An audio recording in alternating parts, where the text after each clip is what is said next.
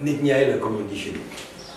C'est-à-dire, il est simple, il est direct, il est franc, il sait écouter, il est humble, il accepte la contradiction, il accepte le débat. Et surtout, il est d'une honnêteté scrupuleuse. Je parle d'honnêteté intellectuelle. Argument contre argument, si vous avez des arguments probants, ils seront à l'évidence. Et ça, c'est une qualité importante pour un dirigeant, parce que je crois que c'est ça qui fait qu'il n'a pas la grosse tête, la moutarde ne lui monte pas au nez. Et ça, c'est bien. Parce que comme nous sommes appelés à initier un projet au moins ouest-africain, il faut que nos dirigeants d'envergure nationale aient l'humilité de pouvoir traiter avec leurs pairs des pays frères, c'est-à-dire les autres libérateurs de la Mauritanie, de la Gambie, de la Guinée, de la Côte d'Ivoire, du Ghana, du Mali, et que ce ne soient pas des querelles d'ego qui hypothèquent le projet de construction solidaire, le projet de reconstruction solidaire d'une Afrique souveraine. Si on a autant diffamé Ousmane Sonko, c'est parce qu'en fait il fait peur. Mais ce qui fait peur, c'est son programme alternatif.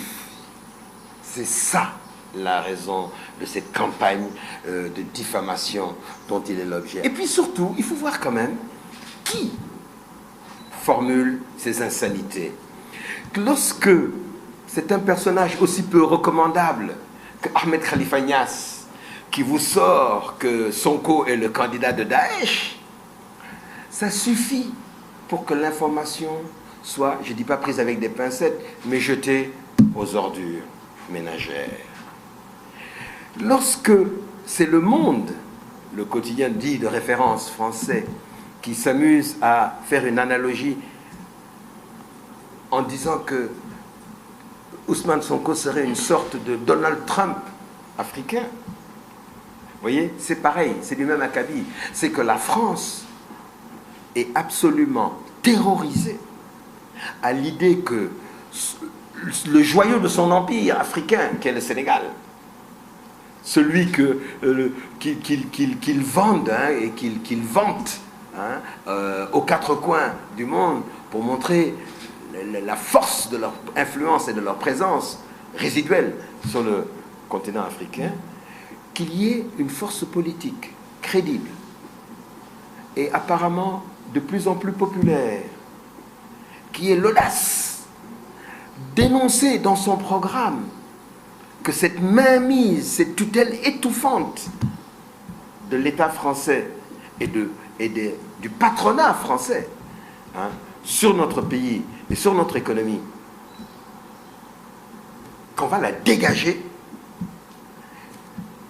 Mais c'est normal qu'ils essaient de cracher dans la soupe pour la rendre indigeste aux yeux de ceux qui tiennent compte de ce qu'on dit sur les rives de la Seine pour se faire une opinion ou pour prendre une décision sur les affaires intérieures sénégalaises. Le programme Diotna de notre candidat est sur quand même plus de 30 pages, plus de 35 pages, est rendu public depuis plusieurs semaines, et que pour ceux qui n'ont pas le temps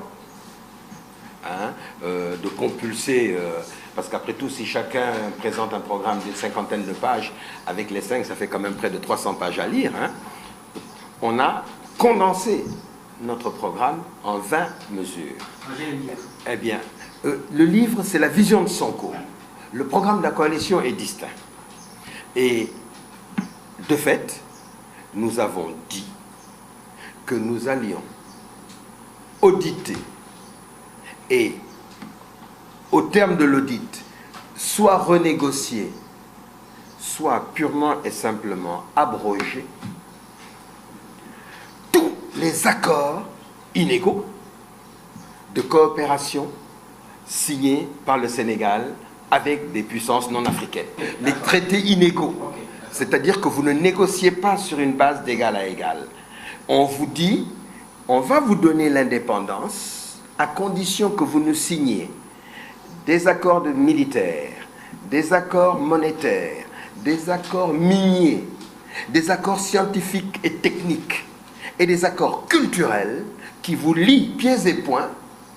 Après, maintenant, on vous donne les oripeaux de l'indépendance, c'est-à-dire l'hymne, le drapeau et la devise, et évidemment tout le décorum, hein, les serviteurs en livrée et en queue de pie, n'est-ce pas, et l'avion de commandement pour aller faire les rapports à Paris quand on vous demande de vous présenter. Non, il faut être sérieux. La situation du Sénégal, et je essaie de répondre à la question, à l'interpellation de M. Badji, c'est que il est la plus vieille colonie française d'Afrique, qu'il est structurellement dépendant de la France dans tous les domaines de la vie nationale, et qu'il s'agisse de sécurité intérieure ou extérieure et de défense, qu'il s'agisse de monnaie, qu'il s'agisse de langue d'administration et d'enseignement et d'éducation. Limitons-nous à ce qu'on appelle la France-Afrique. Le dernier gouverneur de l'AOF, Pierre Messmer, grand gaulliste devant l'Éternel, a dit et écrit dans ses mémoires que nous avons accordé l'indépendance aux dirigeants africains qu'il a demandé le moins après avoir éliminé ou neutralisé tous ceux qu'il a revendiqués le plus. Ils n'ont pas. Sékou Touré est l'exception à la règle. Ils n'ont pas pu avoir la peau de Sékou Touré. Ce n'est pas faute d'avoir essayé. Mais c'est Sékou Touré qui leur a cassé leur baraque. Avec si n'eût été le nom de la Guinée, le nom historique et unique de la Guinée au référendum gaulliste truqué de 1958, nous serions jusqu'aujourd'hui des départements et territoires d'outre-mer. Le Sénégal et les autres seraient encore des dom-toms, comme le Gabon ou le Togo, la Réunion ou la Martinique. Eh bien, on sait, de la bouche des historiens et des hommes d'État français, qui écrivent tous leurs mémoires, hein, ils ont un côté un peu narcissique, hein, ils racontent leur vie après avoir quitté le pouvoir pour faire de l'argent. Entre les républiques cacaoyères, les républiques arachidières et les républiques bananières,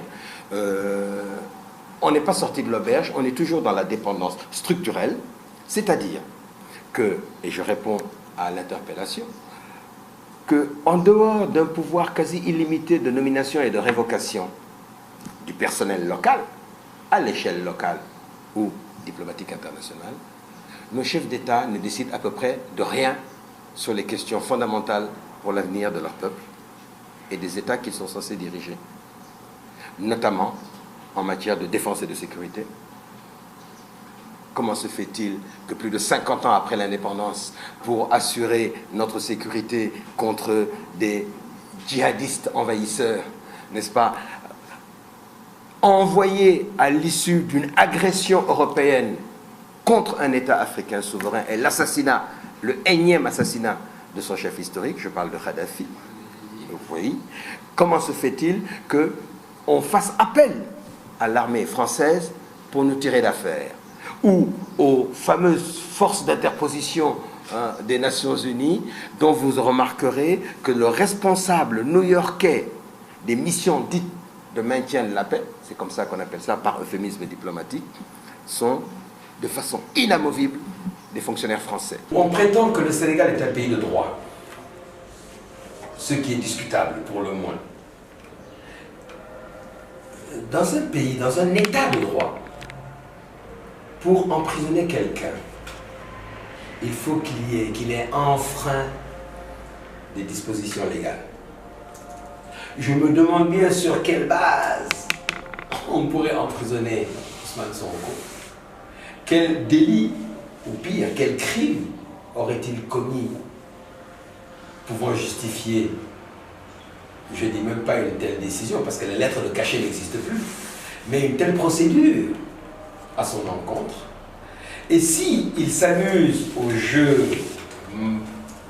pseudo-monarchique de l'embastillement par fait du prince, à mon humble avis, celui qui s'y hasardera prendra un gros risque pour sa propre survie en tant que chef. Touchez pas à Sonko, ni avant, ni pendant, ni après. Mais vous savez, si par extraordinaire, parce que contrairement à pas mal de jeunes, nous ne croyons pas à un raz-de-marée qui nous permettrait de les balayer dès le premier tour. C'est possible, mais on n'est pas assez organisé, assez préparé pour faire cela. On a eu un peu plus de temps et un peu plus d'argent, on aurait peut-être pu. Mais si par extraordinaire, un concours de circonstances, le rejet est tellement massif qu'on dégage Macky Sall dès le premier tour. Mais du jour au lendemain, après son accession au pouvoir, le pauvre Ousmane Sonko va se heurter de plein fouet aux mesures de représailles et d'endiguement des puissances impériales, à commencer par celle qui va se sentir le plus menacée, la France macroniste là.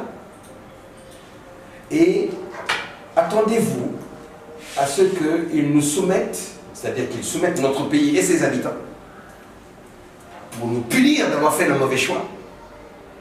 Eux, ils peuvent élire des Donald Trump ou des Macron, des Tony Blair ou des Sarkozy s'ils ont envie. Mais nous, on n'a pas le droit d'élire des Sankara, ou des Sonko, ou des Gbagbo. Eh bien, attendez-vous à ce qu'ils nous soumettent au même type de pression, à la fois diplomatique, économique, militaire, des forces spéciales, des barbouzes. Ce qu'ils ont fait à Gbagbo, avec les fameuses forces nouvelles, une rébellion armée dont maintenant ils révèlent les choses. Là, comme le torchon brûle entre Soro et Ado, on vous révèle que le gars a financé le tout depuis le début avec l'argent du Fonds monétaire. Puisque voilà. Eh bien, et l'aide de Compaoré, à qui il a rendu l'ascenseur en dehors de sa vie.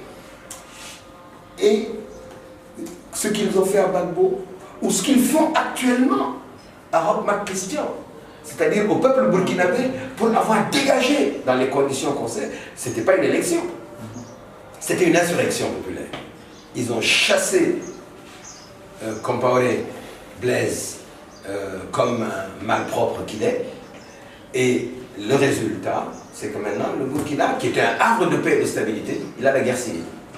Écoutez, il y a deux manières de traiter la question. Il y a deux manières de traiter la question. Ou bien on considère que c'est sa vie privée et que sa vie privée ne regarde que lui et les siens, et on ne s'en mêle pas. Moi, j'aime pas trop mêler la vie privée des gens, même des clics au pouvoir, avec tout ce qu'on raconte sur leurs mœurs, façon. Ou alors, on considère que c'est une question d'État, c'est une question institutionnelle, comme il dit, auquel cas, c'est la règle de la préséance de la première. Ah oui, moi j'aime pas les cas. Ah oui, moi j'aime mon fils du Vous savez, vous voulez que je vous dise, là je ne m'en parle pour mon propre compte. Il ne va pas dans le palais du gouverneur général, il laisse ça aux agents france-africains qui l'ont précédé là-bas, il va ailleurs pour travailler. Il ne va pas dans le palais du gouverneur général de l'AOF. Il peut aller en face au building administratif pour travailler, avec tout ce qu'ils ont mis comme agent dedans. Mais il laisse le palais des gouverneurs. Et parce que c'était le palais des gouverneurs qui est devenu le palais des proconsuls. Il leur laisse ça. On en fait un musée. Non, pas un musée, de réception. Moi, je trouve qu'il faut faire un musée pour montrer comment vivaient les pachas français, puis france-africains.